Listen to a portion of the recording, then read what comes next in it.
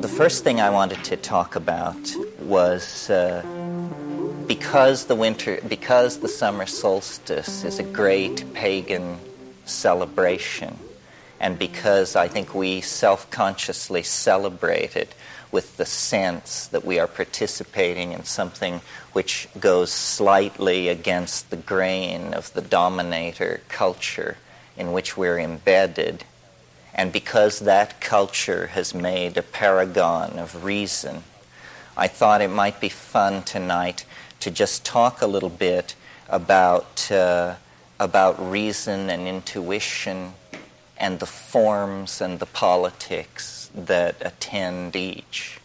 So let me dig into this a little and think aloud. Reason, which is always held up as the path to true understanding, has two forms.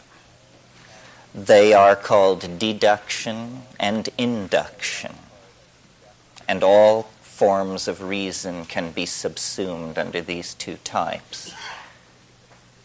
Now, deduction, which is considered the stronger form of reason, is called reasoning from first principles. And it works like this. You start from an idea which cannot be proven.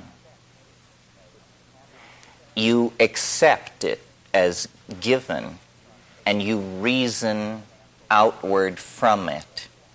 An example that is familiar to all of us would be Euclid's elements of plane geometry. You start with what appears to be an incontrovertible truth, or what we agree appears to be an incontrovertible truth. In the case of Euclid, propositions such as parallel lines never cross, never meet. Well, you can imagine a railroad in your head and run your mind along it to infinity, and then you've inspected the infinite railroad, and lo and behold, at no point did the rails cross. So you accept this as true. Then you can reason from it. Now, in the case of the Euclidean proposition that parallel lines don't meet, you test the truth of it by carrying out this imaginary inspection of the items involved and verifying that the statement appears true in all cases that you can imagine. But other branches of human knowledge also use deduction. Interestingly enough, theology. So theology reasons like in the following manner. God exists. This is perhaps not Christian theology, this is a generic theology. God exists, because Christian theology would seek to go further back and prove, in some cases, such as in scholasticism, that God exists. But let's just start with the given assumption that God exists, and then a second assumption, and God loves us. Given these two assumptions, then deduction goes to work and elaborates an explanation for why we are not with God, how we can get to God, and so forth and so on.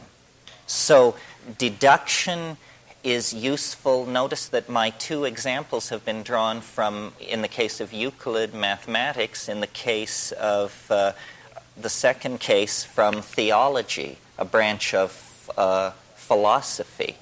So deduction seems to have an important role in these abstract systems. But remember, I said it was one of two forms of reasoning that are ordinarily dealt with. Now, the second form of reasoning is, to my mind, more interesting. The second form of reasoning is induction, not deduction, induction. And induction, for those who believe in it, is thought to be, without doubt, a superior form of reasoning to deduction, because it leads to a control and a manipulation of real consequences in the world. Okay, what is induction and how it works and how does it work? Well, it works like this. When I hit the water with a shovel, it makes a splash. Every time I hit the water with the shovel, it makes a splash. Therefore, this is the leap, the therefore, shovels can be used to make water splash. Now, notice what is interesting about this in contrast to deduction is that there is no untested first principle. You don't state something and then reason from it. You make repetitious observations, and then those observations which are most repetitious you raise to the status of laws, induction. And this was abhorrent to philosophical thinkers because it doesn't have this Aristotelian purity that deduction has. It doesn't have this mathematical elegance. It's messy. It's all down in the world, observing and comparing and repeating experimentally procedures. But nevertheless, out of inductive reasoning comes the structure of modern science. Okay. But now there's a funny thing about induction. It's making an unstated assumption about time. It is making the assumption that time is invariant. Because what it is saying is, if A precedes B in 1,000 cases, then it is likely that A will precede B in the 1,001st case. In other words, it's a probabilistic theory. It assumes that probabilistic laws give momentum to repetitious observation. Now the question is this so? And the answer is, well, it's so in some cases, but not in the most interesting cases. The most interesting cases, I believe, are the cases which lie in the realm of primary experience of being, the felt experience of being. And in that realm, the realm of love affairs, divorces, lawsuits, religions, political upheavals, and that sort of thing, induction is no good guide at all. One love affair does not explain another. One marriage does not illuminate another. One revolution really does not shed light on another. There may be generalizations, but when you live through these things, what you take from them is the uniqueness of the experience. The first principles that are reasoned from in deduction, whether in the realm of a deductive mathematical system like Euclid or a rational theology, these things are seen to rest on foundations of sand because of this problem of the axiom. In mathematics, the axiom appears fairly secure because it's self-evident, such as parallel lines never meet. It rests on its self-evidence to make its appeal to reason. You see, you can see that it is true, though no one has ever figured out how to prove this. You can see that it is true. But when you move from the realm of axioms to the realm of theological first principles, the appeal then is not at all to the obviousness of it, but to the desirability of it, that God exists, that God loves us. We hope these things are true, but they are certainly not self-evident in the scheme of things from the point of view of most of us. So what this shows then, I think, is that in the matter of deeper things, deductive reasoning rests only on the appeal that hope can lend to its case. Okay, so for me, this is a critique of deduction. Now, what about induction? I referred to the fact that its premises rest on this notion of temporal invariance, which seems to be true only for the grossest of phenomena. Science has made great hay in that dimension by creating laws which are essentially predictive laws of cyclical phenomena that define for us what part of reality goes around and comes around. In other words, we can predict simple phenomena involving the mechanical orbits in gravitational fields.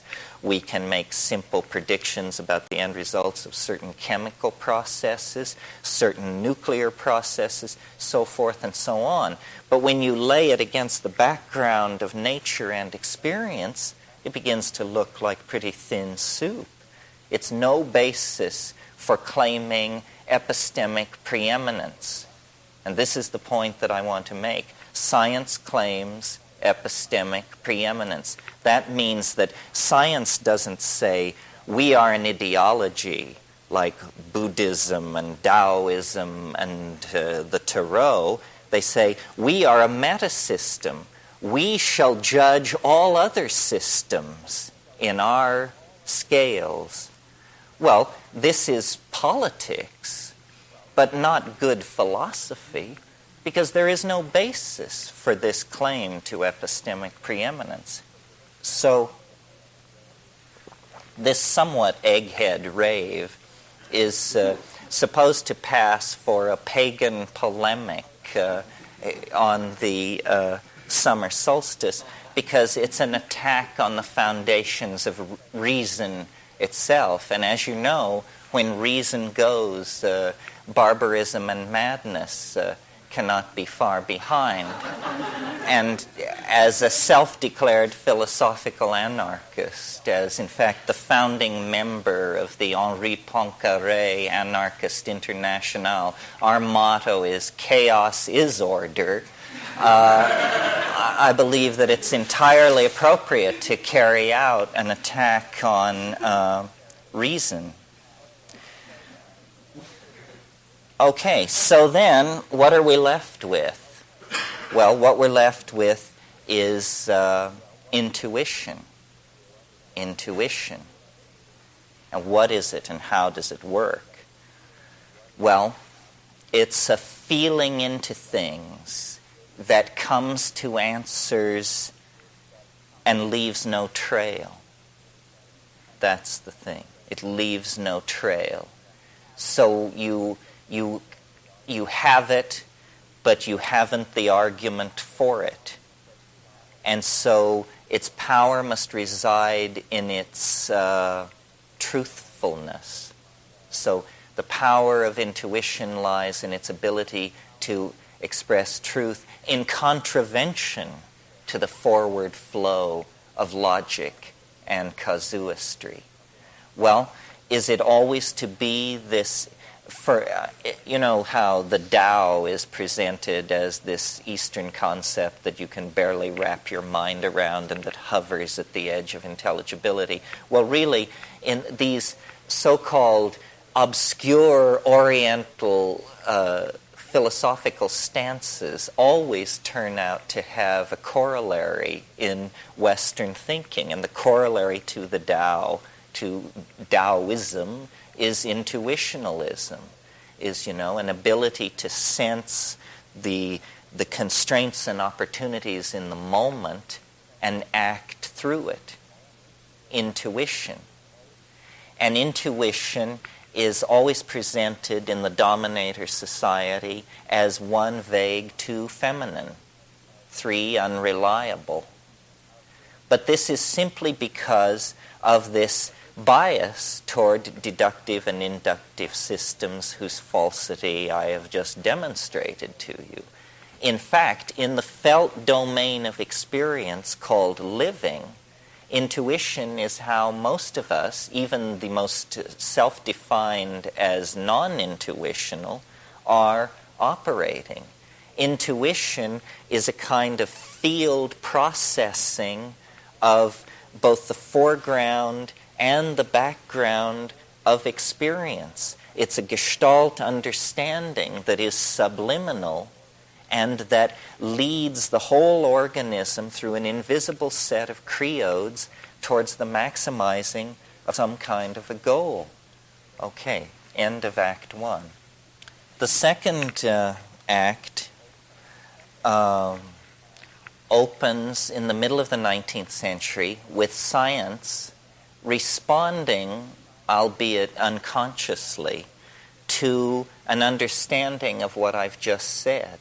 The inadequacy of reason, the necessity of intuition, and yet all this going on in a domain of Victorian gentlemen with beards to their belts and a world where pianos wore pants. So, it worked its way out subtly in the notion of evolution. And evolution is a very interesting concept that even those of us who profess to believe in it, I think, don't fully grasp what comes in this package. We all are taught that in the 19th century, a great struggle was waged between science and religion because science had the audacity to suggest that human beings were descended from the great apes. And we all know who took what sides and the kind of polemics that were raised, and we all know the happy ending of this story with the great triumph of modern evolutionary biology. However, that, to my mind, looking at it from the point of view of a philosopher, is all sham. Or it's like the 11 o'clock news version of what actually happened. That's how rather silly people understood the great intellectual watershed struggle of the 19th century. That is not, in fact, what it was about. That's not what it was about.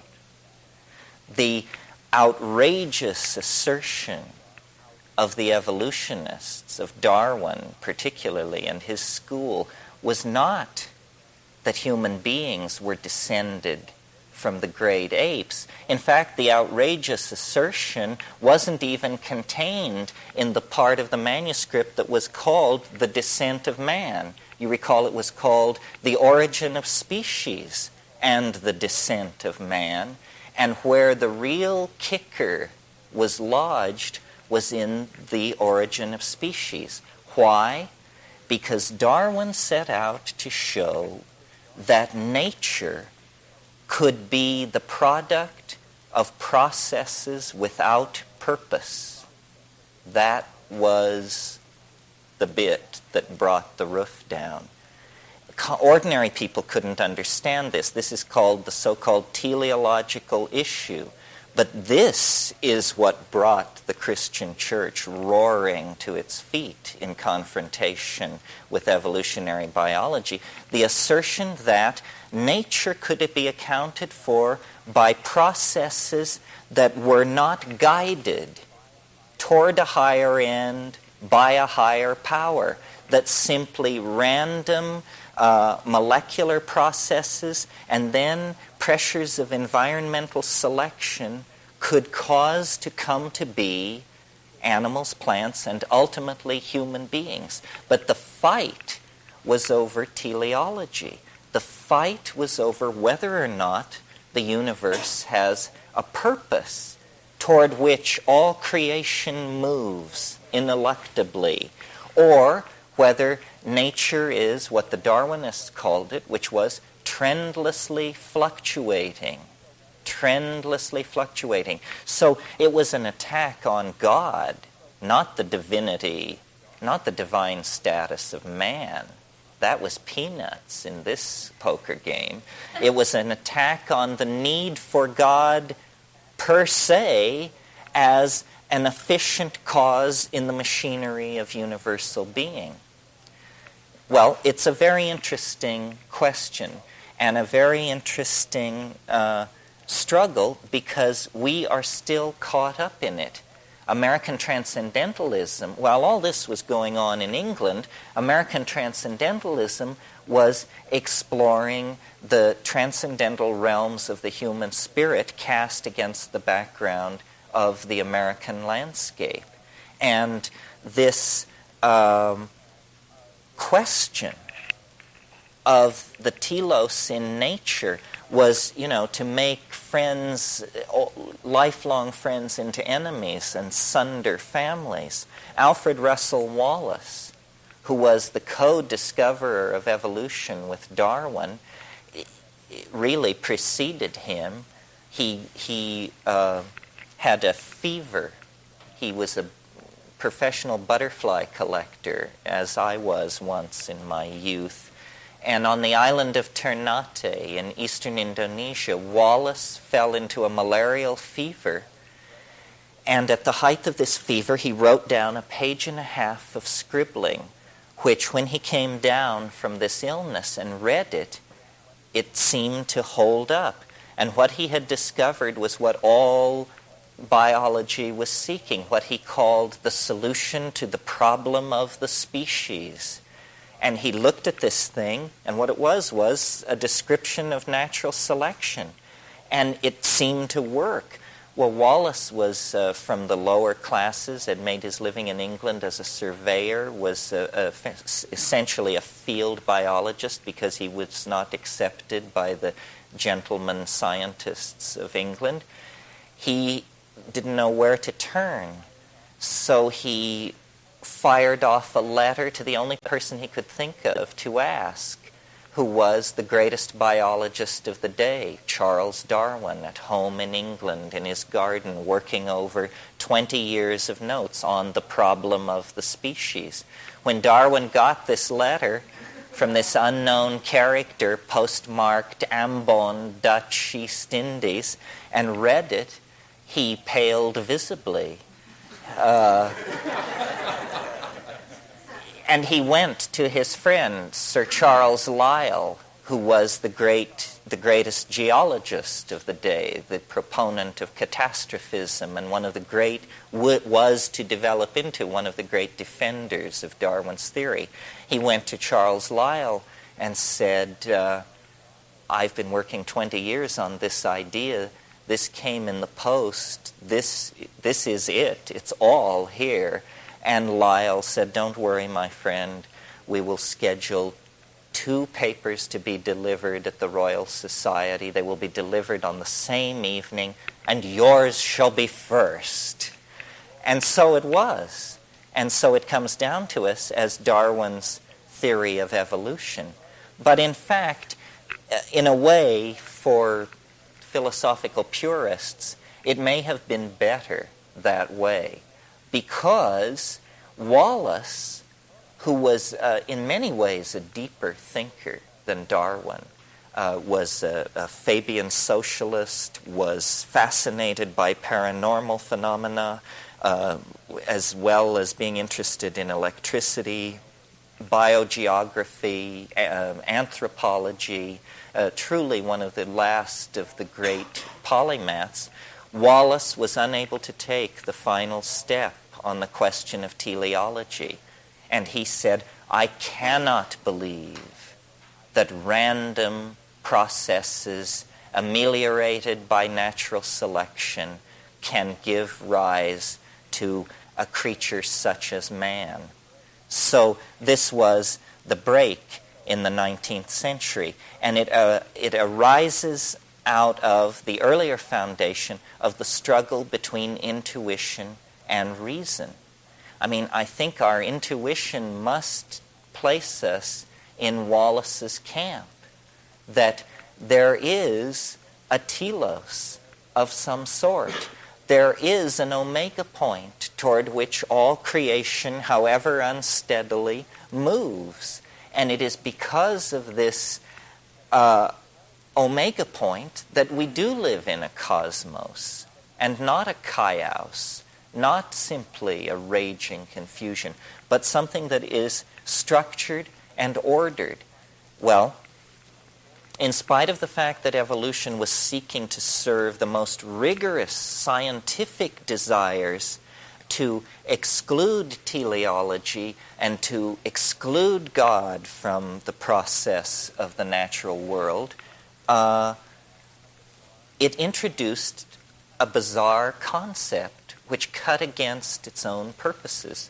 The concept is a kind of progress in nature where previously none had been, so that from Aristotle to the 19th century, what you have as a theory of nature is what's called the great chain of being, or the great ladder of being. And it stretches from God through the archangels, the cherubim, down man, then the animal kingdom, the vegetable kingdom, so forth and so on. But it is imagined as static, as put in place by the fiat lux of creation, set in place for all time. What Darwin did was to see it as not a great chain of being, but as an escalator of being. He added the notion of progressive movement toward higher and higher forms, more and more complex manifestations of the intrinsic ingression of novelty into actual events. And this idea is very, very interesting and cogent and pregnant with possibility for all of us and our world. You see, what it is really is it's a recasting of an idea that had been banished for several centuries from Western thinking. It is the alchemical idea that nature is driving to perfect itself. This was what the alchemists believed. They believed that through time, lesser metals became gold, and that what the alchemist was trying to do was to compress time. He was trying to catalyze a natural process so that what took thousands, in their imagination, of years in the body of the earth could be compressed into days or weeks in the alembic of the alchemists. Well, as science defined itself throughout the 17th and 18th century under the impetus of Descartes and Kant and all of these people, this notion of the world as a distillate apparatus was given up. But it returns in the idea of evolution, and we inherit it in the social world. Now, this is a delicate point. There is something called social Darwinism, otherwise known as fascism. Social Darwinism uses a very vulgar understanding of evolutionary dynamics to justify class oppression by saying that it must be right that some people have their foot on other people's necks, because isn't this what nature is about? Struggle of the fittest and survival of the longest fang, the swiftest claw, the sharpest tooth. Well, the answer is no, absolutely not. This rests on an understanding of nature that was in vogue 150 years ago, that is not in vogue now. That's what you see when you look at nature in the human dimension. But when you analyze nature as an integrated system of chemical reactions, gene transfer, catalytic self-regulating activities, hypercycles of energy, nutrients, and metabolism, when you analyze nature from that point of view, you see that it seeks to maximize cooperation, connectedness, mutual interdependability. is the thing which holds the whole thing together. And the species that is most successful is not the species that can dominate all others. It's the species that can make itself indispensable to all others. Look at the evolutionary success of the bacteria. You know, they settled in for the long haul, and no higher form of life can operate without them. And so the possibility of bacteria becoming extinct is laughable. I mean, they'll be the last to go because they have made themselves indispensable. This idea then of evolution has strongly entered the human world, and science hates this. I had somebody once say to me, if it doesn't involve genes, it ain't evolution. And you should not use the word evolution to describe progressive change. They didn't like that. They said evolution is a technical term used by biologists, and it applies to genetic material only. Books do not evolve, social systems do not evolve, corporations, relationships do not evolve. This is a misuse of the word. Well, since then, evolutionary thinkers like C.H. Waddington, Eric Jantsch, Wes Churchman, Paul Feyerabend, Irvin Laszlo have, I think by the sheer force and volume of their writings, overwhelmed this notion and reclaimed evolution as a much broader concept than it was understood to be in the 19th century. Evolution is now understood to be the triumphant march out of chaos into order, connectedness, self-expression, and self-reflection that begins with the first moments following the Big Bang. In other words, we have we have atomic evolution, evolution of atomic systems as electrons settle down into stable orbits. We have chemical evolution into more and more complex molecular forms, which finally become polymers. These polymers further evolve into complex intergetic systems capable of self-replication, motility, and eventually, the writing of operas. So what we see when we look at the universe is that you have to be blind to this progressive tendency that has worked its will with the random plasma of pure electrons, with the chemistry of stars, with the molecular chemistry of primitive planets, with plant and animal life, with human epigenetic coding systems, carving, dance, ritual, vocalization, magic, and this process proceeds right up into the 20th century with this phenomenon that we all give some credence to, the notion that we are living in a period of compressed time. Well, so what are we to do with that? I think what we have to do is begin then to design this process. It is now moving fast enough that it is within the ken of each one of us to see progressive consolidation of change taking place in the world around us. We as human beings, I think, are destined to be the design and control element in this thing, in this global Gaian process. Never mind that we have done it so badly up to now, because now, meaning the 20th century, is a completely different kind of epistemic world than any world that preceded it. And to the degree that we can shed the inherited behavior patterns of previous centuries, previous cultural styles, and actually take hold of the tools present at hand, we can guide and control this evolutionary process.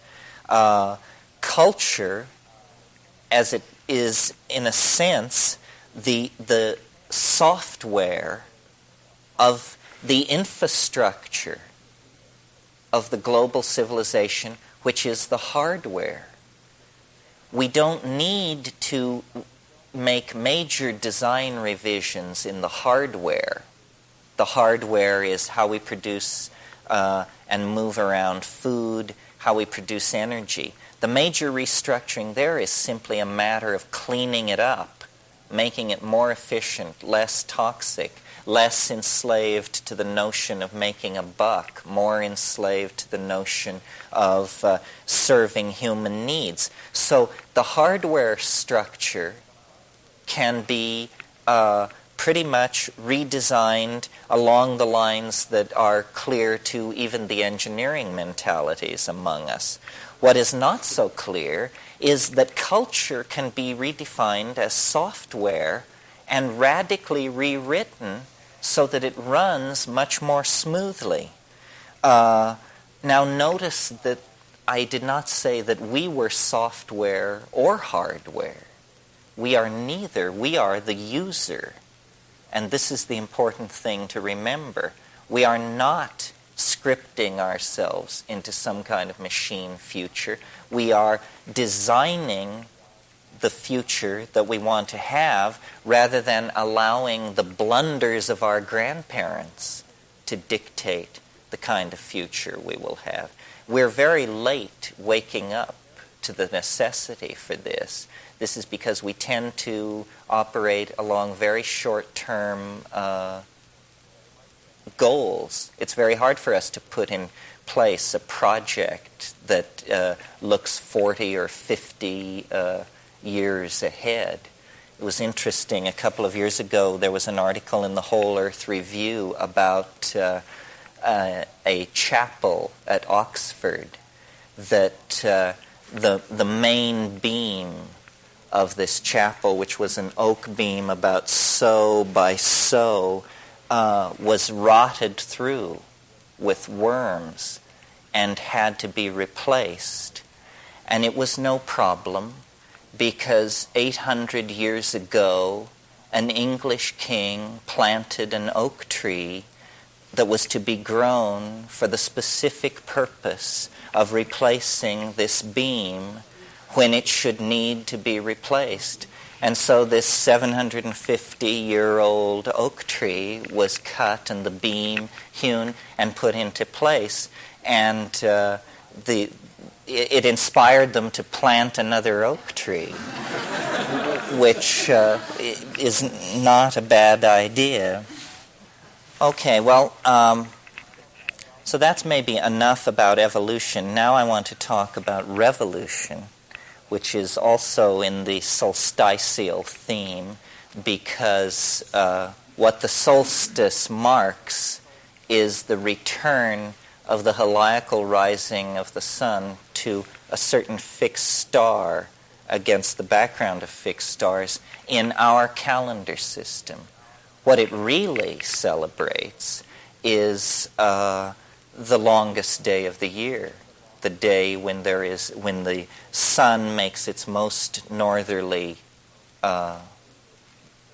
its deepest incursion into the northern latitudes. It's interesting, the theme of revolution is dealt with in the I Ching, and since, of course, the I Ching was one of the 5 Confucian classics, you might turn to that passage expecting a discourse on political reformations.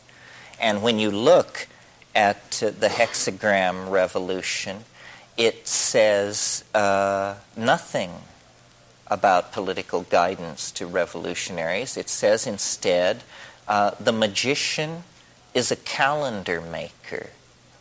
He measures the seasons and he sets them right.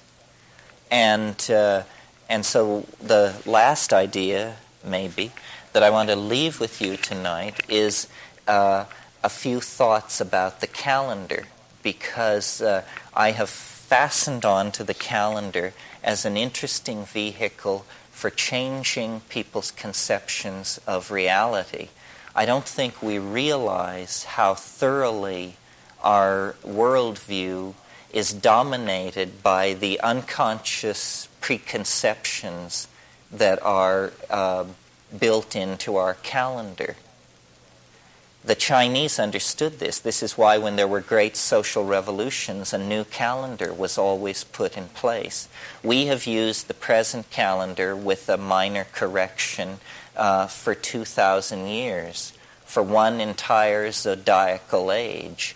And we assume, I assume we assume, that we use this calendar that we do because it must be a very good one, and it must be the best of all, and it must be the simplest. And it is true that when you look back into time, you do find bizarre calendrical arrangements.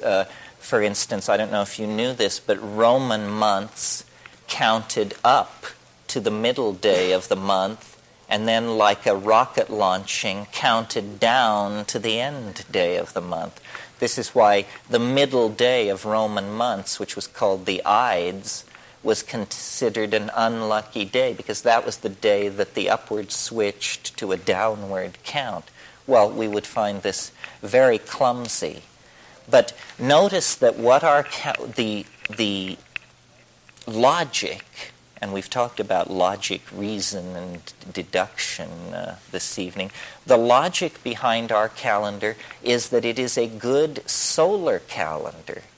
Well, what do we mean by a good solar calendar? Well, calendar makers will tell you that a good solar calendar is a calendar such that on the same day of every year, the sun rises in the same place against the background of the fixed stars. This is what we mean when we say the sun is in Aries. We mean that at dawn, the constellation Aries is blotted out by the heliacal light of the rising sun. But the sun is this solar, masculine, Apollonian archetype. It is the archetype of the ego as God. It is the archetype of the center, the unity. The solar calendar is set up so that we do not have what is called a precession. A precession is where the days slip against the background of the fixed stars. The notion of our calendar is that it is an agricultural calendar, and we want our great agricultural holidays to always fall in the times of harvest and planting. So a solar year must be used. But what this does is it has an underlying assumption which is false and which has been inculcated into our psychology to detrimental ends. And it is this, that this obsession with fixing the solstices and the equinoxes against the fixed stars is the effort to build a structure on the very largest level, the level of the planet itself, to build a structure that is fixed, that is enduring. And the great pride of our calendar is that we say it does not slip. That means it's fixed and enduring. Well, you may not know that the reason it doesn't slip is because there's a fudge factor in it. We're all familiar with the fudge factor of leap year, that every 4 years we have to add a year to keep it okay. But how many of you knew that every century year divisible by 400 is also a leap year, even if it occurs out of sequence? The year 2000 will be such a leap year. It is a century year divisible by 400. So was 1600. And so in that case, you have a leap year, even though the previous or the following year may be a leap year. So there is a fudge factor in the high and mighty solar paternal calendar that keeps it on track. Well, somewhat facetiously, what I propose, at least as a thought model, is an entirely different year length, 384 days. Now, 384 days is an interesting number. It's 13 lunations, precisely 13 lunations. And so we would have, therefore, a need for a 13th month in the calendar. And I propose that the 13th month follow August and precede September and be called Remember.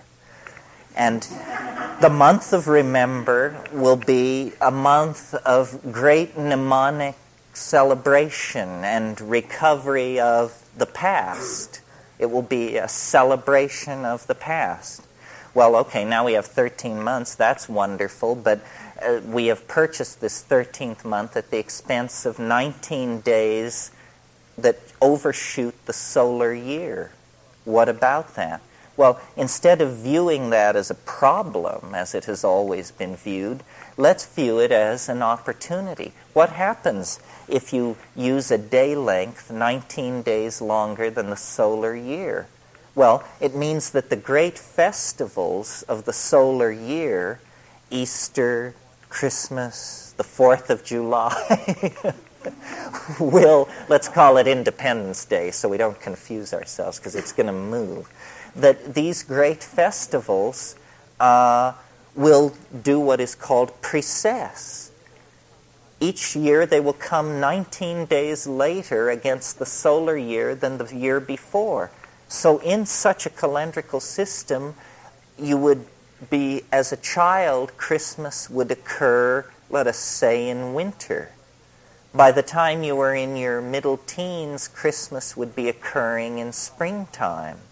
By the time you were in your mid-20s, Christmas would be occurring in high summer, and in your mid-30s, it would occur again, it would occur in autumn.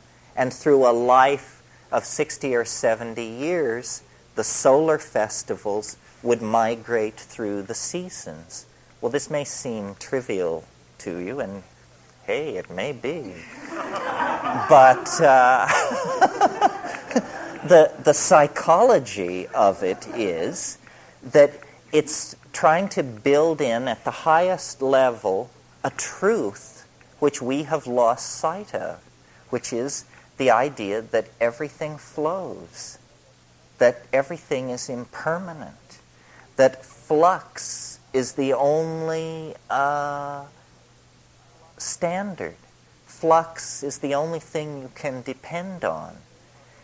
If we gave ourselves permission at the highest and deepest psychological level, the place where we measure time and the spectacle of our life as spread out against the grid of the history that we live through, if we were to give that permission to be portrayed on a grid that emphasized flow, transience, change, and recursion, rather than this constipated solar square against the fixed stars, then what we are really doing, you see, is changing archetypes. We are changing archetypes. And what are we changing? We're changing the Apollonian solar paternalistic dominator archetype for the feminine, oceanic, intuitive, giving and taking archetype of flow and life and death and completion through change, rather than completion which seeks to stave off change and then is inevitably swept away and therefore somehow touched with pathos. Well, maybe that's enough. Maybe there are questions. This was somewhat meandering. I'll recap it for you to try and give you the illusion that there was a plan. We began by celebrating the solstice with an attack on reason and logic and in favor of the primacy of intuition in spite of its nakedness, Intuition cannot clothe itself in the armor of logic. But I hope I demonstrated to you that the armor of logic is wide mesh chain mail. In fact, it's chicken wire. In fact, it may be chicken shit. So the primacy of intuition, and how that intuition led into a peculiar episode in 19th century science where committed atheists found themselves serving the recovery of the alchemical ideal through the notion of nature as an engine of telos and progressivism. And then from that, the notion of our own century as the concrescence of this teleological process that is leading everything into deeper and deeper modes of self-reflection and connectedness.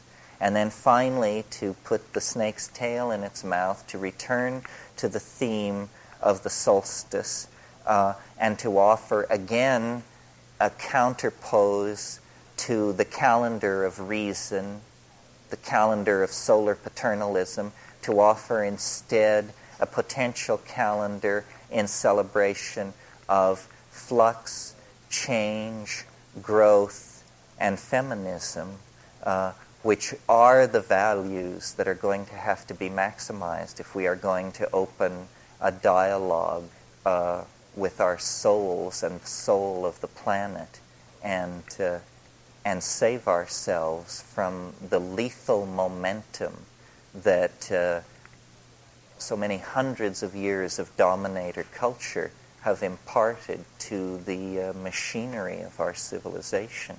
I mean, we must awaken, and these little probes, games about logic and calendars and shifting perspective on these various issues, this is just a way to promote cognitive activity, to say, you know, the path out of the selva oscura, the path out of the dark wood in which we find ourselves, is cognition, thought, getting smart fast. We have to dance, sing, calculate, and drum our way out of the circumstances into which we have fallen. And to the degree that we can celebrate the irrational, the feminine, the unconscious, the transpersonal, and even the psychedelic, to the degree that we can celebrate these things, we are giving permission for the order that is in nature to manifest. The plan wants to come to be. We have to get out of the way. And what that means is all the tricks in the book to diminish ego as a cultural ideal. I mean, ego is not a male problem, it's not a yuppie problem, it's not a white people problem, it's just a problem. And until we get this higher perspective, we are going to continue to rattle the bars of our cage. The higher perspective depends on seeing things on a scale of thousands of years and potentially millions of light years, a cosmic scale, the correct scale, the scale on which we are truly operating. I mean, the minutiae of our personal lives is that. It's that our lives are an opening into a transpersonal opportunity, you know? I mean, I've said this in my smaller class. I take the notion of Tantra seriously if by Tantra what we mean is the shortcut path, that life is some kind of opportunity. It's an opening between unbridgeable chasms of the unknown, and yet out of chaos for 20, 40, 70 years, we come into a domain of immense opportunity. It is a conundrum. It is a puzzle. It is something to be figured out. And I have the faith that if we can figure this out, we can somehow not only make a better world for our children, but in some other profound way, we can even undo what has been done. And this would be the ultimate dream, that somehow we can discover an elegant escape that will leave us with the clear understanding that the problem was an illusion. It was an illusion. It was the last illusion. What in your position is the effect of no myth? What has happened to our society, do you think, by virtue of the fact that we have the obvious cooperative evolutionary process about us everywhere, and yet we don't have a myth that fits it? What will happen to us if we don't get a myth? Well, we do have a myth. We just don't call it that. I mean, our myth is the Faustian myth that reason can wring the secrets from nature and thereby make man a god. And this is the myth of modern science. All of the alchemical dreams of the 16th century, transformation of matter, prolongation of life, so forth and so on, have been achieved by 20th century science. The problem is that our myth is a fatal one. That's what I'm saying. Where's a myth that fits the evolutionary concept that you're in? I hear the calendar as a myth that would fit the Yes, problem. well, this and is what happens to us if we don't get one? Well, what happens to us if we don't get one is we just drive this bicycle right over the cliff in the next 40 or 50 years. The myth that is trying to be born in science, and it has to be born there because that's the dominant church. The myth that is trying to be born in science is the rebirth of the spirit. The spirit has been banished from science, and not that long. Don't think that it's been that long. As late as the early 20th century, there were people like Driesch in Germany who were embryologists, who were looking at the morphogenesis of form, and they said there must be what they called the élan vital. There had to be a vital spark. There had to be a indestructible something there. Well, then, of course, DNA came along to explain that no, it isn't that at all. It's just these proteins are uncoded and so forth. But spirit has never really died in certain branches of biology and psychology.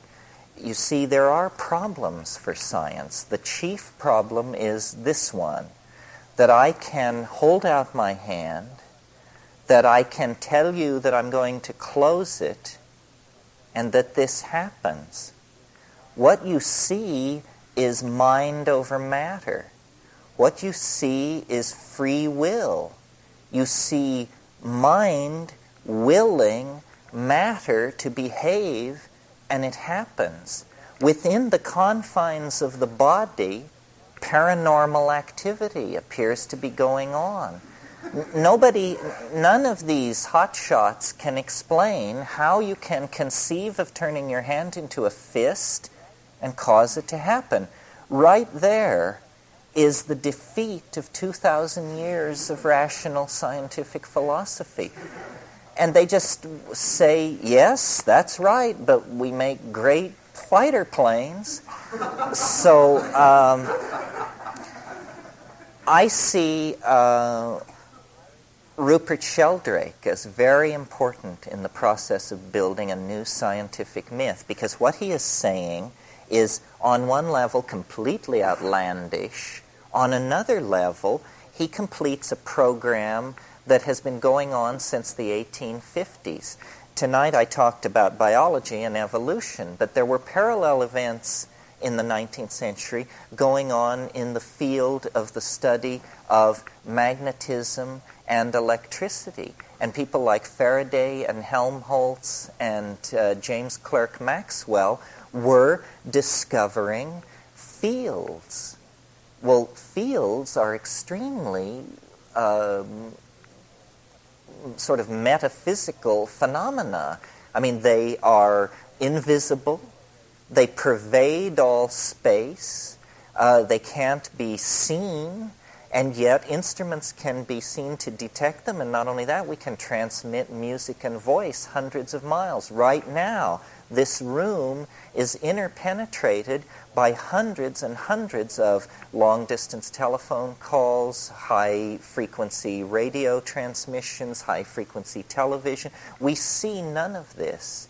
If you had told someone in the 1850s that in the 20th century people would live in an ocean of invisible vibrational energy carrying messages over thousands of miles, they would not have believed it.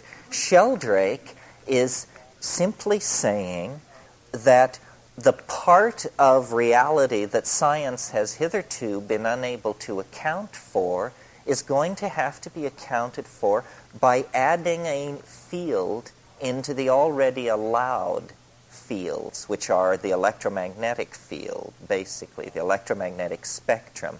Well, this field which Sheldrake wants to establish is called a morphogenetic field. It means that somehow the history of this glass is attendant upon it.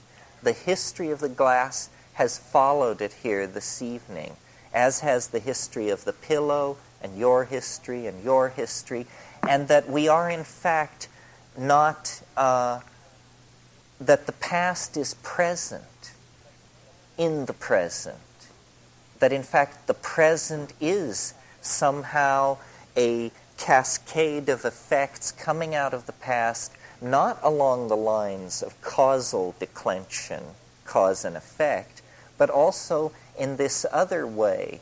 And I think that there's a lot to this, and I think that eventually Sheldrake will be heard. As yet, he's unable to stride to the blackboard and write the equations for the morphogenetic field, but this could come in time. And when it does, it will elucidate the hidden dimension that so bedevils our understanding, because it will explain why things are as they are. That they are as they are because they are a wave front out of the past meeting the boundary constraints of the present situation. My own personal effort to restart a dialogue on the psychedelic issue is because I believe that psychology has reduced its field of expertise unnecessarily by seeking to see everything as an adjunct to the functional or dysfunctional human personality. In other words, we don't know what the mind is. The notion that it arises out of the brain is something that the reductionists hypothesized with Sherrington in the 20s. My God, they've had 60 years to make good on this, and they've gotten nowhere. You know? How long do you beat a hypothesis before you proclaim it a dead horse?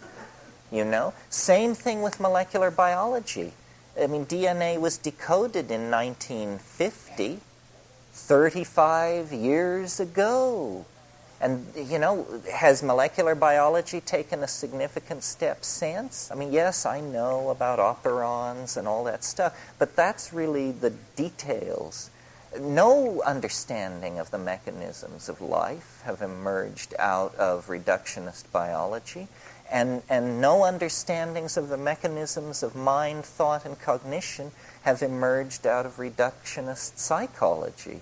So what we're going to have to admit, and this is a tough thing, but this is what goes along with intellectual revolutions, is the inadequacy of the present models.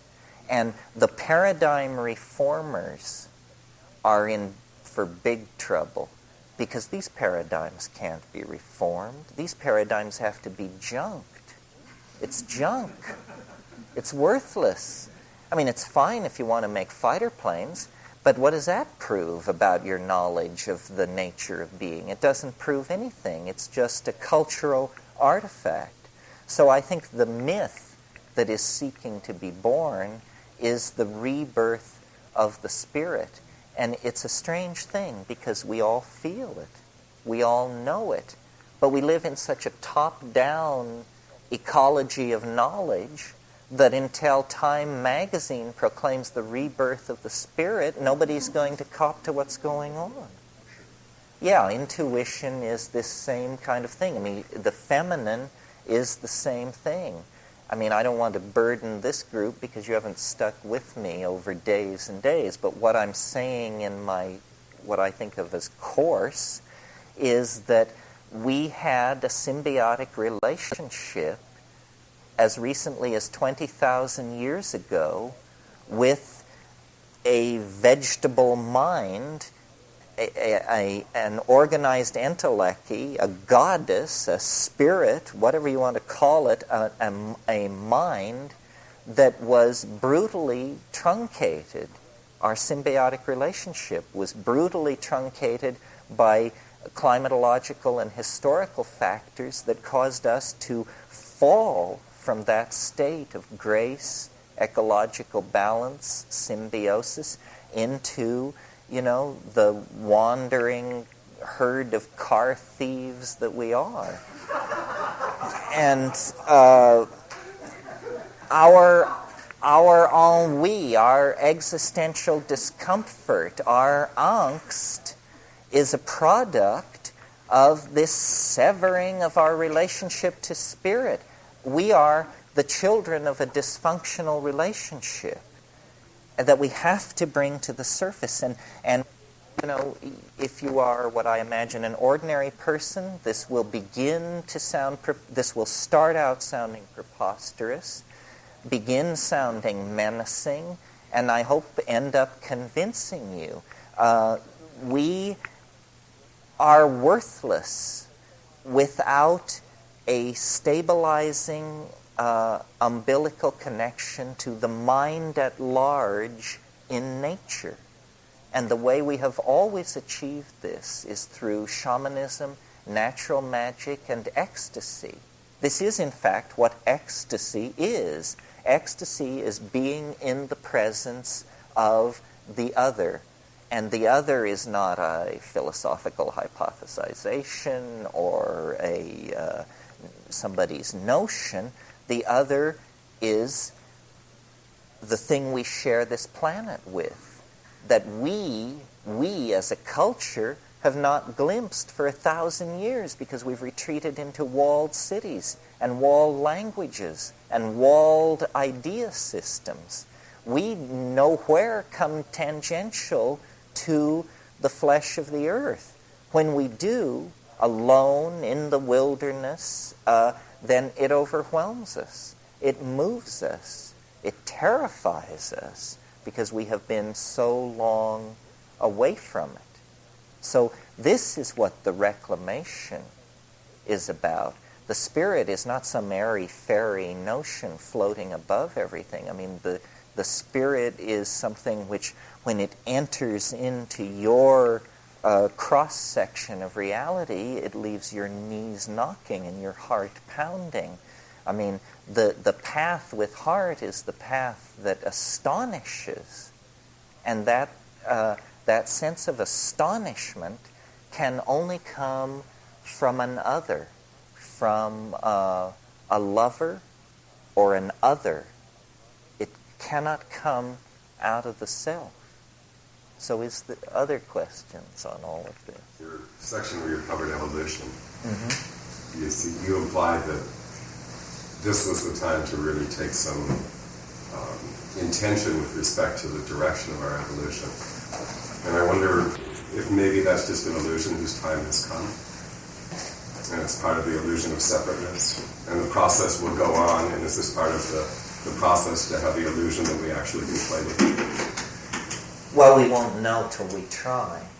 But what we have very, very suddenly, almost overnight, put in place is, number one, an entirely global system for collecting information about reality and ourselves.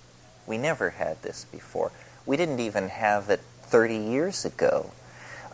Now you can find out what's going on. You can go, if necessary, anywhere you need to go. Within 72 hours, you can be on the ground almost anywhere on Earth, checking out what's going on.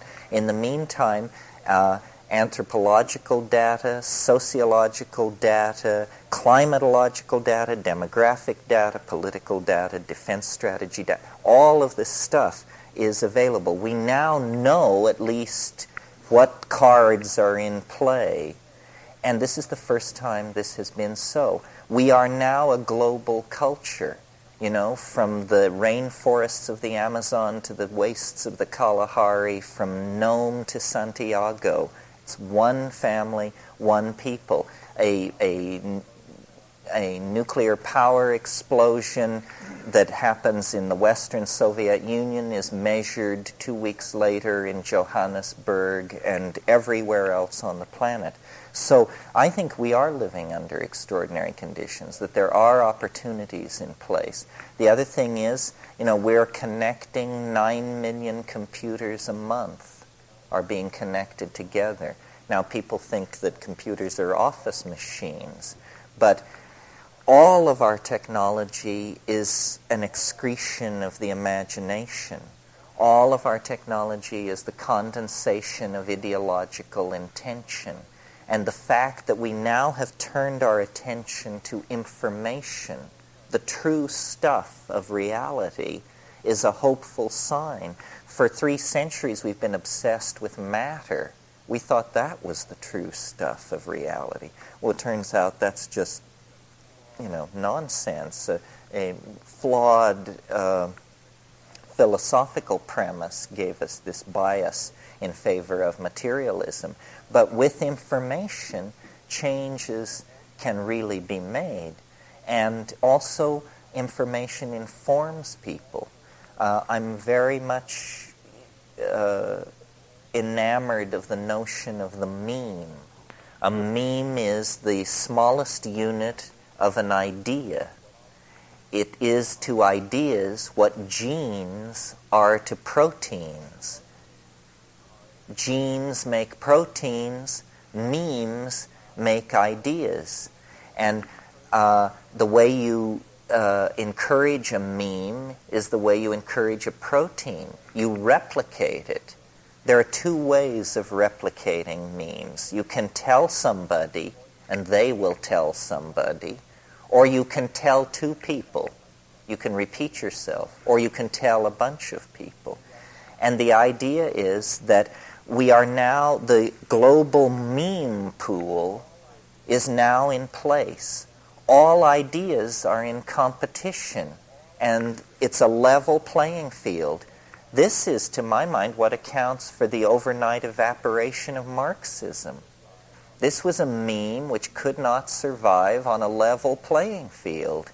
When the playing field was leveled, meaning when a free press was allowed, that was it for that meme. That was like, you know, trying to sell flying pigs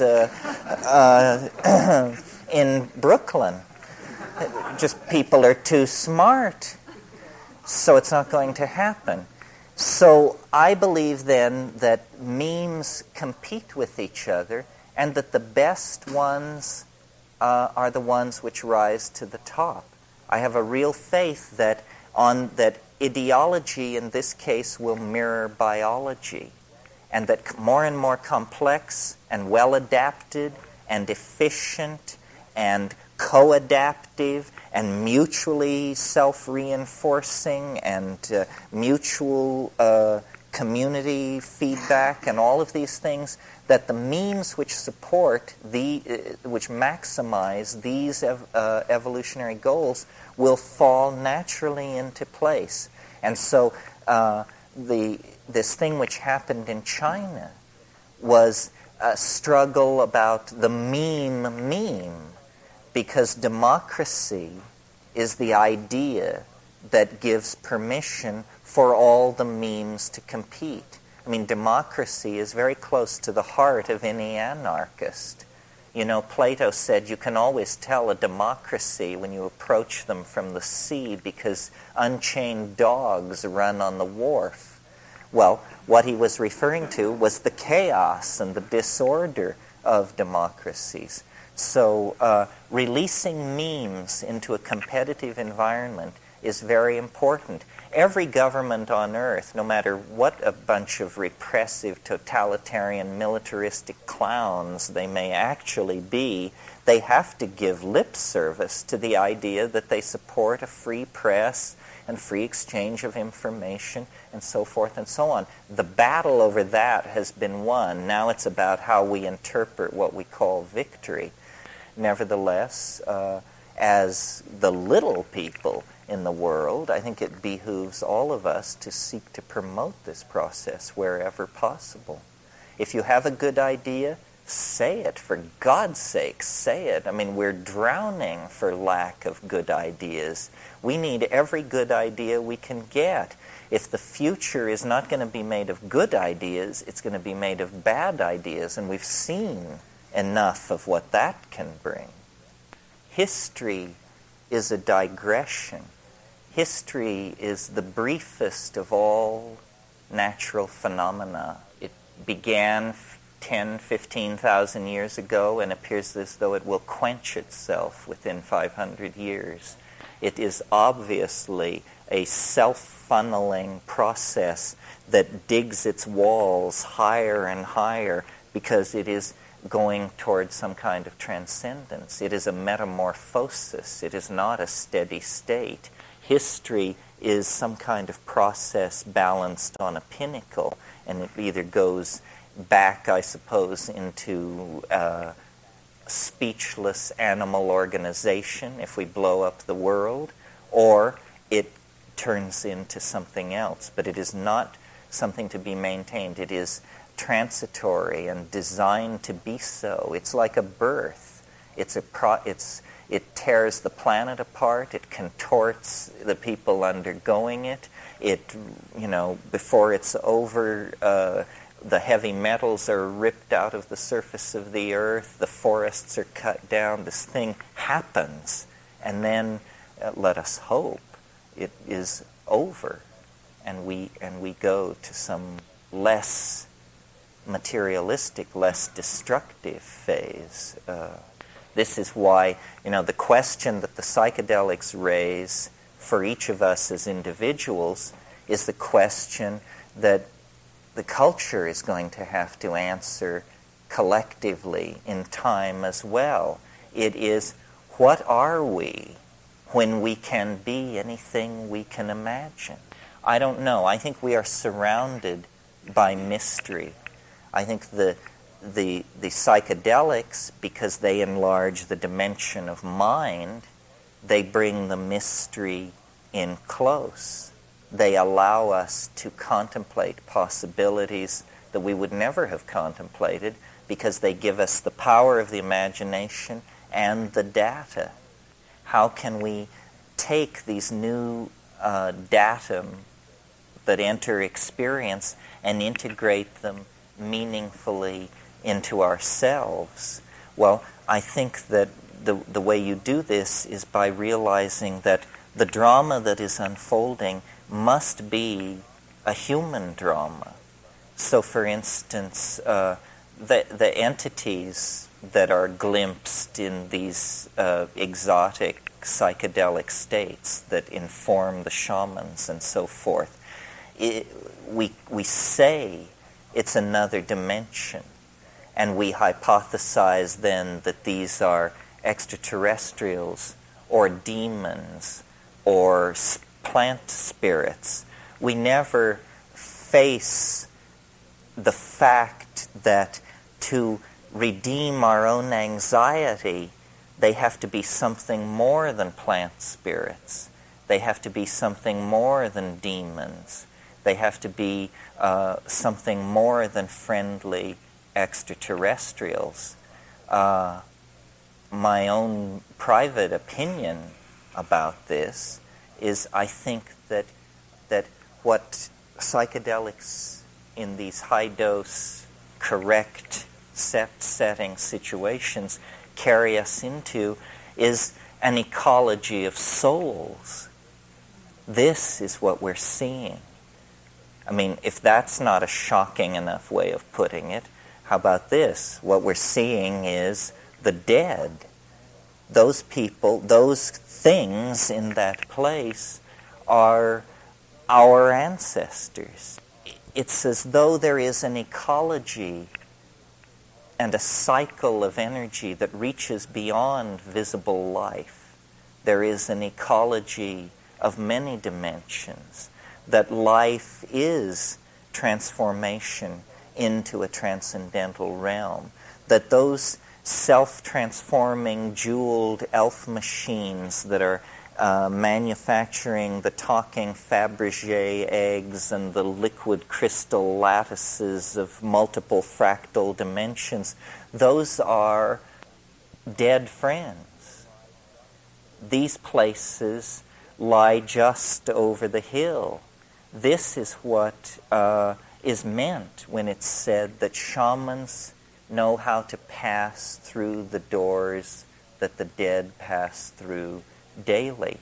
That the adventure of being, I think, is not going to stop with saving the rainforest or feeding everybody or going off to our tourists.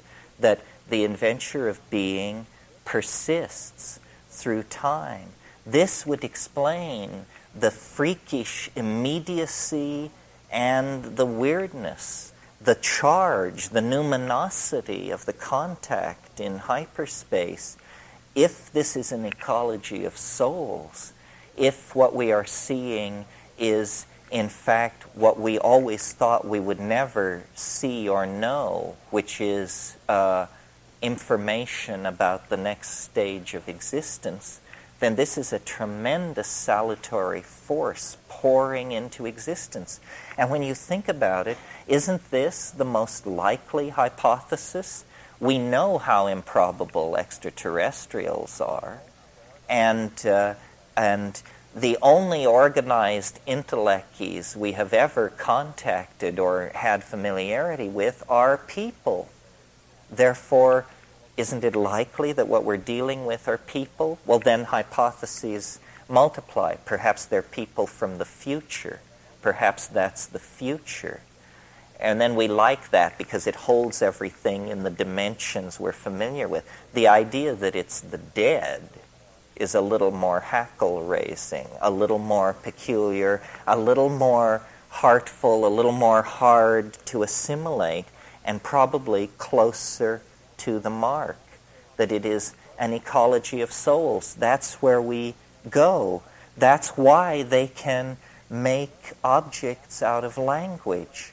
It's because it is the flesh becoming word, and then the word becoming flesh. That this is a cycle between two dimensions of existence, and only the shamans know what is happening because only they operate outside the confines of profane history. Only they make the journey into the matrix where, for some reason, the living and the dead are co-existent. Well, this, just seems like raving madness, except that this is what every anthropologist has collected in his notebooks from every pre-literate group worldwide. They're into the ancestors, not extraterrestrials, not voyagers from the far future, but the dead. And it is It has the ring of truth to me. This would explain this intuition that the psychedelics somehow have a historical role to play, because, deny it as we may wish to, we are in a great dying. It is well advanced. So then, there's this sobering realization that, my God, what we feared most is possibly about to happen.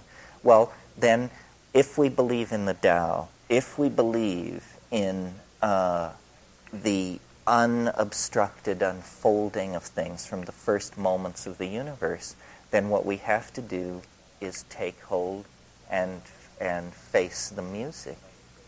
And I don't think it's that bad, but I think there's a hard swallow in the transition. There is a leap into this other possibility. So it is not simply an opportunity for a political revolution or a social revolution or an ecological revolution. It's all that. It's much more. It has to do with deconstructing the dualism of life and death itself and creating the ontos of a new reality that is based on the presence of eternity. That's what eternity is. Eternity is the present at hand hyperdimensionally beheld, and it is found to be a domain of magic and caring and mystery that mingles life and death as the only possible way of overcoming the contradiction. It has always, in hindsight, appalled me when I go into the truly deep psychedelic places, how casual one becomes about death. Not that you seek it, but that it seems almost a trivial issue, because these two things are seen to be all of a piece.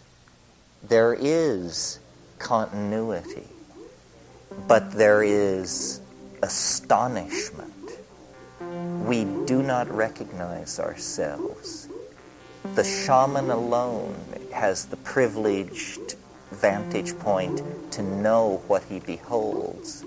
And I think that's how we define where we are on the shamanic path. Do you know what you behold? I mean, some people come down and say pretty pictures. Other people come down and say dancing mice, hieroglyphs. Do we know what we behold? We need to know what we behold. Hey there, thanks for listening. Wizards of Word is a passion project of mine, and every like, comment, and subscribe really helps the channel out. If you enjoy this video or get something from it, please consider smashing that like button or giving a subscribe. I'd really appreciate it. Thanks.